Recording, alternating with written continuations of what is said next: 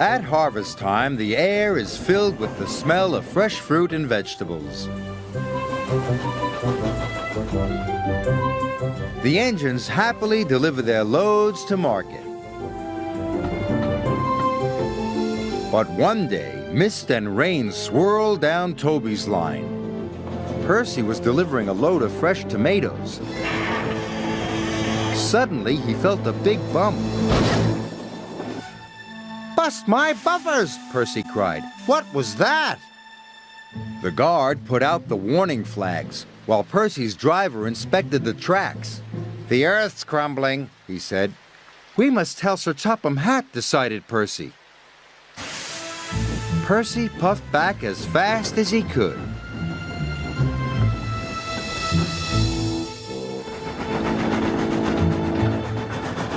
"I've got important news! The tracks on Toby's line are wobbly." Huffed Gordon. "Old and wobbly, just like Toby.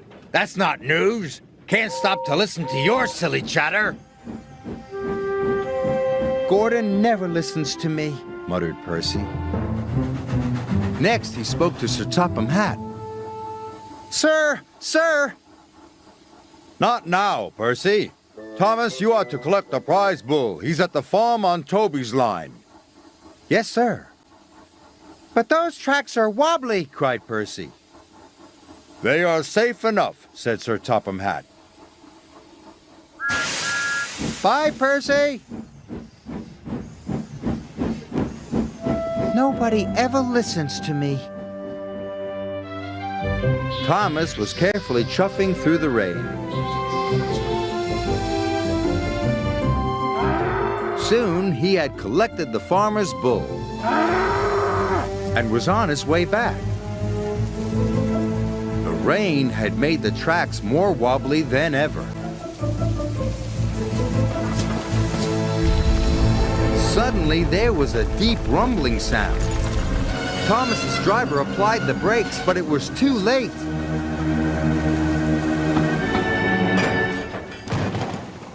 "Cinders and ashes!" cried Thomas. "We're stuck!" And they were.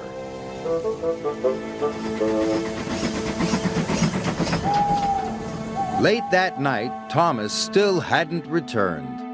Percy was worried. "Thomas is in trouble," he said. Gordon and James took no notice. "Worry wheels?" huffed Gordon. "Fussy funnel," said James. "Please," Percy asked his driver, "can we find Thomas?" "Right away," said his driver.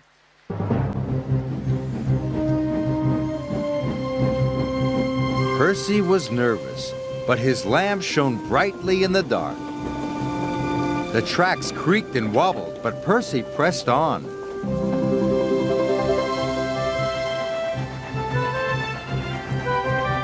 "Percy!" cried Thomas. Thomas was very happy to see his friend. "I'll have you out of there in no time," said Percy. Percy puffed and pulled and pulled and puffed. And finally, Thomas and his driver were free. "Oh, thank you," said Thomas. "I'm glad to be useful," smiled Percy. It was dawn before the track was cleared.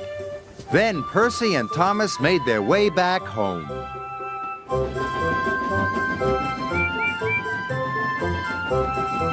"Thomas is here," whistled Percy.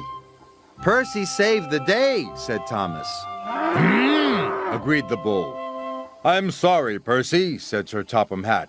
"We must do a better job of listening to you in the future." Percy was pleased.